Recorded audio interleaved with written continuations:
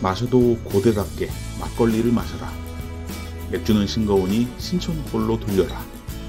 부어라 마셔라 막걸리 취하도록. 너도 먹고 나도 먹고 다 같이 마시자. 고려대학교 막걸리대학교. 아, 고려대학교 막걸리대학교. 막걸리를 마셔도 고대답게 마셔라.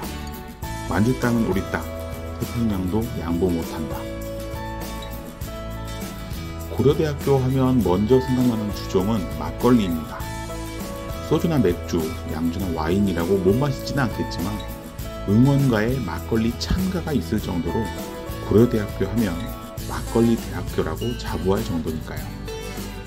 예전 안암역 상권은 두부김치, 파전, 김치전, 고추튀김, 보쌈 같은 막걸리 안주가 즐비한 먹자골목이었습니다. 삼통에서 시작해서 삼성까지 간다는 말도 있긴 하지만 안암 상권에는 유서 깊은 막걸리집들이 고대생들과 희로애락을 함께했거든요. 나그네 파전, 홍도야 빈대떡, 왕빈대떡 삼파전, 한잔의 추억, 고모집 같은 집들은 이름만으로 시대를 아우르는 추억의 주점이었습니다.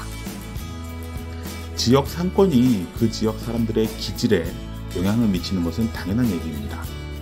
녹두거리에는 서울대생의 기질이 있고 신촌에는 연대생들의 기질이 있듯이 안암에는 고대생의 기질이 배어있죠. 이대 앞, 숙대 앞, 성대 앞, 한양대 앞, 교대 앞, 시립대 앞, 충북대 앞, 전북대 앞, 전남대 앞, 부산대 앞.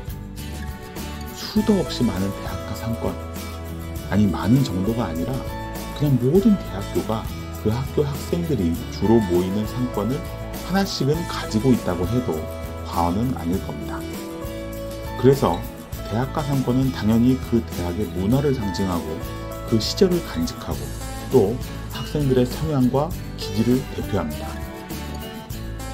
인생의 가장 찬란한 시기라고 하는 20대 뜨거운 연애를 하고 우정을 나누고 지적인 탐구와 문제의식을 가지면서 보고 듣고 마시고 노는 상권에서 그 기질을 담게 되는 건 아주 자연스러운 현상입니다. 그런데 응답하라 라고 외쳐도 이제 더 이상 응답할 대상이 없다는 사실은 꽤 쓸쓸해지는 얘기입니다. 오늘 서론이 긴 이유는 이런 역사나 추억이 사라지고 있다는 아쉬움 때문입니다. 사실 코로나19 기간 대학가 상권은 제대로 취재하거나 전달하지 않았습니다. 관심이 없어서는 아니었습니다. 오히려 대형 프랜차이즈 기업들이 문의하는 상권이었기 때문에 계속 들여다보고 있었다고 하는 게 맞을 겁니다. 그 중에서도 안암역 상권은 2020년부터 2022년 초까지 대기업에서부터 소상공인에 이르는 10개가 넘는 브랜드와 매장들이 지금 자리는 괜찮은지 또는 폐점해야 하는지 혹은 새로 가게를 내야 하는지 봐달라고 문의한 상권이었습니다. 다른 상권이었다면 어떻게든 가능성을 찾아서 좀 더 좋은 자리를 알아보고 마케팅 방안을 연구해서 매출을 올릴 만한 대안을 제시했을 겁니다. 그런데 코로나19로 가장 큰 피해를 본 대학가 상권은 불과 1, 2년 전만 해도 제시할 만한 해답이 없었습니다. 제 깜냥에서는 아무리 고민해봐도 코로나19가 끝나기 전에 상권을 회복하고 고객을 되돌려 놓을 수 있는 방법이 없었거든요. 코로나19 기간에도 주거지에는 사람이 살고 직장가에는 직장인들이 일을 합니다. 재택근무로 인해 직장지에 머무르는 사람 수도 줄었고 코로나가 한창일 때는 집 밖에 나가는 횟수도 줄었지만 그래도 전체가 없어지는 것은 아니었죠. 가게든 회사든 먹고 살아야 하니까요. 그런데 대학 수업이 온라인 강의로 대체되고 나니 대학가엔 사람이 없었습니다. 버틸 수 없을 정도로 그냥 없어졌습니다. 신촌이나 홍대를 예로 들면서 대학가 상권이 힘들긴 해도 죽지는 않았다고 하는 사람이 있기는 했는데 신촌이나 홍대는 대학생들만 찾는 상권이 아닙니다. 데이터로 살펴보면 20대가 많기는 하지만 30대부터 60대 이상 연령층까지 펼쳐져 있거든요. 진짜 대학가만으로 구성된 상권은 20대 비중이 70%가 넘습니다. 이런 상권들은 외부에서 고객이 유입되는 경우가 적고 정말 대학교 학생들을 대상으로 장사를 하는 것이죠. 그래서 이런 학생들만으로 장사를 해야 하는 대학가 상권에는 지독한 한파가 찾아왔습니다. 손님이 없는데 손님이 언제 다시 돌아올지 기약도 없어서 장사를 접은 가게가 많았습니다. 저는 어떤 가게든지 어려워져 문을 닫는 것을 보면 안쓰럽습니다. 그런데 대학가 상권에서 오래된 가게들이 문을 닫는 것은 좀 더 쓰라리긴 했습니다.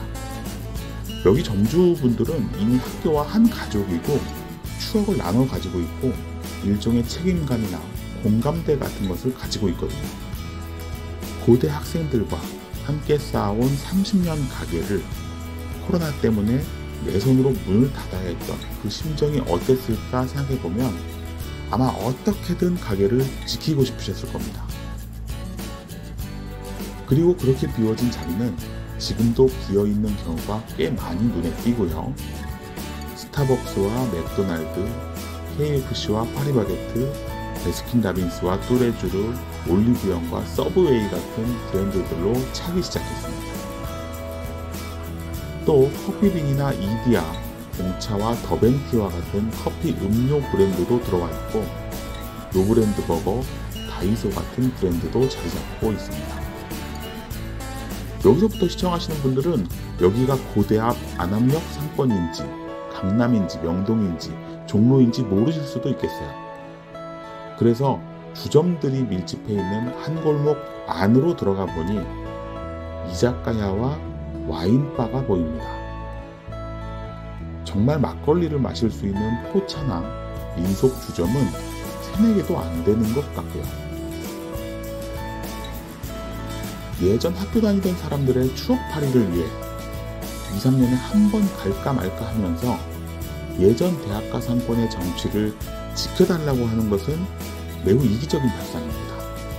하루하루 한 달 생계를 유지하는 상인분들에게 신뢰되는 소리죠. 내가 월급을 받고 부동산이나 주식이나 코인으로 돈을 벌고 싶듯이 장사하는 분들도 돈이 안 되면 접고 돈 되는 곳, 돈 되는 아이템을 찾아 떠나는 게 당연한 이치입니다. 옛날 가게들이 사라지고 있어서 응답하라고 해도 응답할 대상이 없다는 게 아쉽다고 넋두리나 하는 것이죠. 다만 이렇게 상권이 프랜차이즈화되고 대형 브랜드들이 잠식해 나가면서 대학가 상권의 특징이 사라지면 누가 손해일까요? 가장 타격을 받는 대상이 누구인지는 생각해 봤으면 좋겠어요. 대학가 상권이잖아요. 대학 주변에 있는 상업지역이요. 당연히 대학에서 좀 더 강하게 나서야죠. 막걸리 학교라고 노래를 부르고 있을 게 아니라 막걸리 집을 지키고 새로 만들고 확장해야 하지 않겠어요? 막걸리가 유명한 지역을 만들어서 외부에 알리고 필요하다면 막걸리 축제를 하고 학교와 상권을 연계하고 외부에서 지원도 받아야 하지 않겠어요? 안암역만 얘기하는 게 아닙니다. 모든 대학가 상권이 어려워질 때 아무도 나서지 않아서 상권에 참상이 일어났다는 게 성질이 나서 그렇습니다. 이제 우리나라에 그 대학의 문화를 간직한 대학가 상권은 거의 없어졌어요. 전통시장처럼 주요 상점가처럼 대학가 상권도 어딜 가나 거기서 거기인 일반적인 상권이 되지 않게 지켜주십시오. 학교나 지자체가 그 가치를 너무 늦게 깨닫지 않았으면 좋겠습니다. 상권 읽어주는 남자 주팀장이었습니다. 좋아요, 댓글, 구독, 알림 설정.